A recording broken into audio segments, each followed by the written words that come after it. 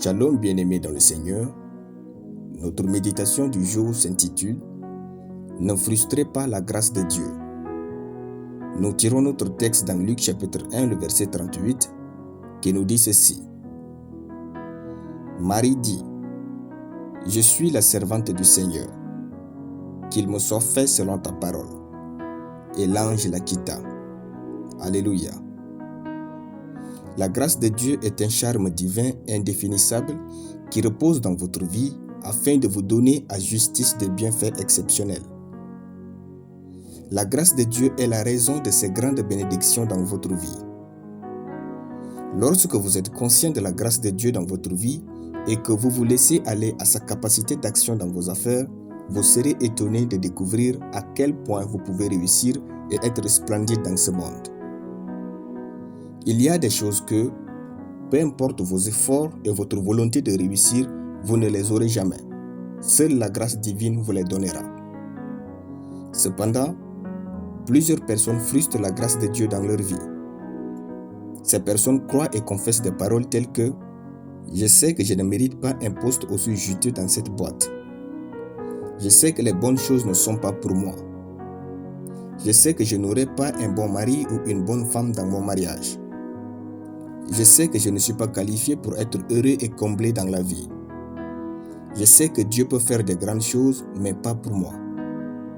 J'ai trop souffert pour arriver là où je suis aujourd'hui et je ne peux pas me permettre d'aimer ou d'espérer les grandes choses de la vie, etc. » Des gens qui parlent ainsi méprisent la puissance de la grâce de Dieu. Par conséquent, ils frustrent la grâce dans leur vie et finissent par vivre une vie difficile, dépressive et non enviable. Or, la grâce de Dieu existe pour nous donner sans frais des choses précieuses dont nous ne sommes pas dignes, mais que nous valons le prix. Être indigne signifie que je ne vaux pas le coup, mais j'ai de la valeur et notre valeur, c'est Christ. 1 Corinthiens chapitre 6, le verset 20. Frères, Dieu nous aime tant, et c'est son plaisir de nous combler de bien et de joie dans ce monde. Personne n'est digne de la grâce de Dieu, mais nous avons assez de sa valeur en nous pour vivre une vie comblée.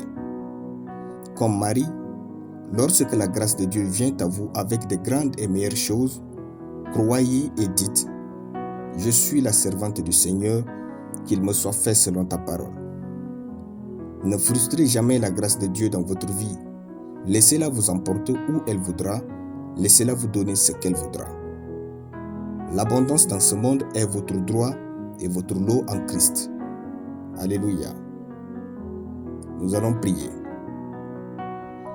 Merci Dieu de grâce et de paix pour ta parole en moi. Je confesse que je ne frustrerai jamais ta grâce dans ma vie.